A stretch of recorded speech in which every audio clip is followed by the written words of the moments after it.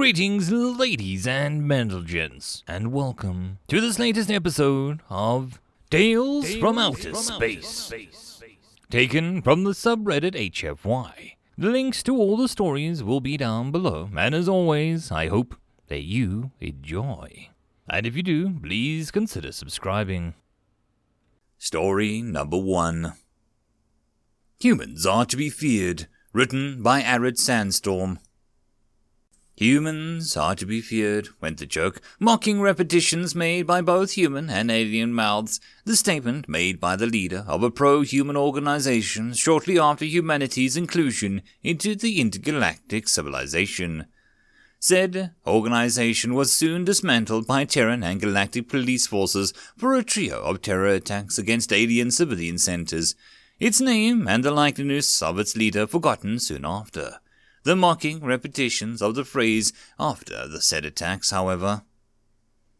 Humans are to be feared, went the rumor.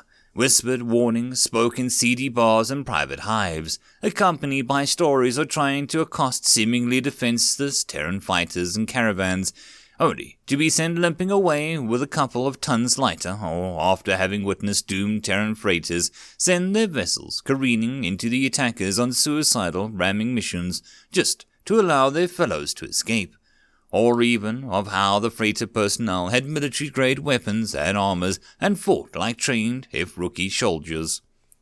The most thought-of stories consisted of a few times the unarmed Terrans fought like deranged beasts, groups of which reportedly even taking down the hulking masses of the Jalov.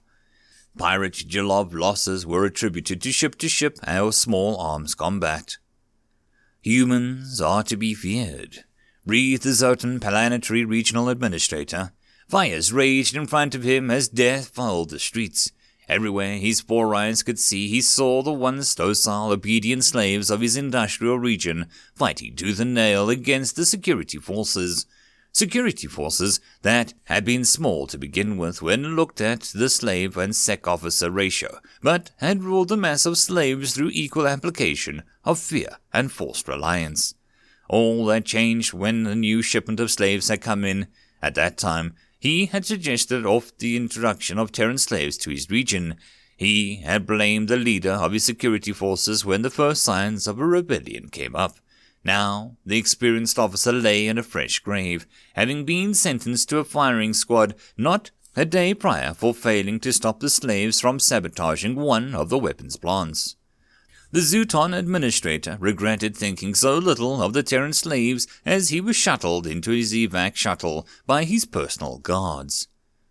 Humans are to be feared, was the harsh truth spoken in hushed voices in every alien planet. Projected with the vid screens on countless worlds was the sight of a burning planet, a fleet of countless Terran ships simultaneously blockading and bombarding the planet. It was stated that the inhabitants of the planet, the Gifgan, had laid waste to the blossoming Terran colony on the border of Gifgan and Terran space. Gifgan, reasoning being that the Terran colony was a front to one of their gods. Terran responses were quick, and within 4 years the 2 Gifgan planets were reduced to ash, with half a dozen more conquered through conventional means. The galaxy was now watching a third planet become another lifeless husk. Many remember seeing news feeds on some of the ground fighting reported via drones or organic reporters. Videos of Terran soldiers walking off the transports behind lines of missing arms and entering medical tents on their own power. They remember seeing the drone footage of the Terrans using flamethrowers to clear out fortifications that were once seen as impenetrable. They remember hearing of how the Terran Navy used a gargantuan, relatively flat and square-shaped repair platform as a shield when they attacked the Gifgan orbital fortress on Badaquan 8, sacrificing the platform in order to get the range and disable the long-range weapons of the fortresses.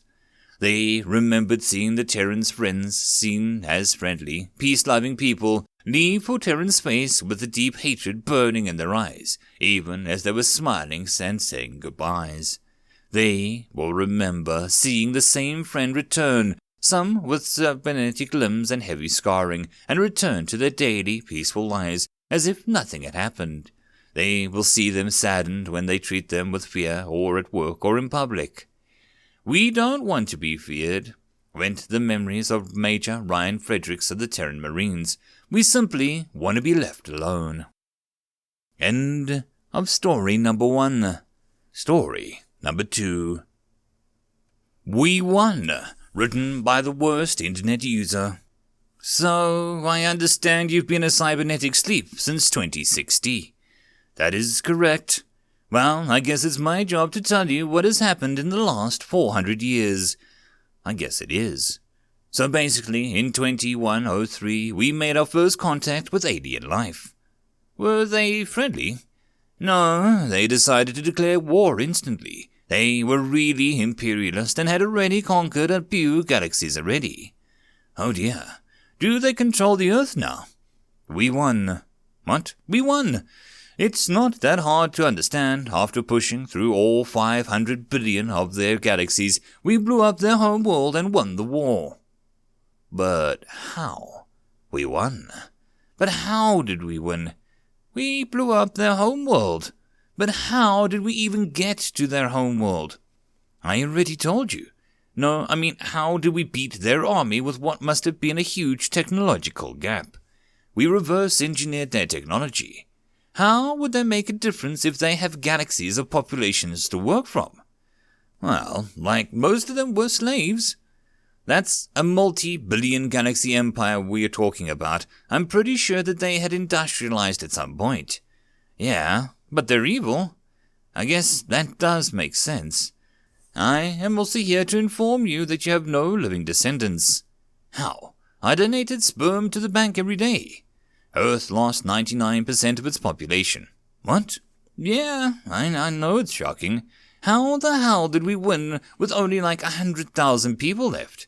Oh, we're still on this. Yes! 100,000 is barely enough for a town, let alone a spacefaring civilization. Our entire economy and society must have been completely destroyed. Yeah, but we were mad. Still, only 100,000 people. 100,000 mad people. Screw this. I'm going back to the icebox. End of story number 2. Story number 3. Of Monsters and Men, written by Baconator 137-HFY. Humans are weak, they are short-lived, they are dumb and without any natural grace. They lack claw and fang scales and carapace. Their skin is soft, their bones are breakable. We've all heard these things 100 variations, and for the most part, they are true. But they don't take anything other than their weaknesses into account. Yet they terrify me because they have seen most men and women that could raise kingdoms and end bloodlines. When a neighboring village had a problem with a ghoul infestation, descending corpses and making new ones, they sent word to the hunter's guild. The guild sent 5 to face down the crypt's worth of ghouls. 5 men and women wore bronze cogs and steel plates, then flesh, then walked into that crypt, and 3 walked out carrying their fallen. They arrived and left without a word. Their job was done, and that was that. The village elders sent payment, and that was completed. When the city guard were being harassed by the lichens in the woods, they went to guild for help. They sent their contingent of human hunters armed with blunderbuss and blades of silver steel. A week later, the attacks had halted and half the hunters still alive took their dead home. Even the dwarves, masters of the mines, called upon the guild to rid their mines of the foul beasts and supernatural spectres that had taken residence in the ore-rich tunnels.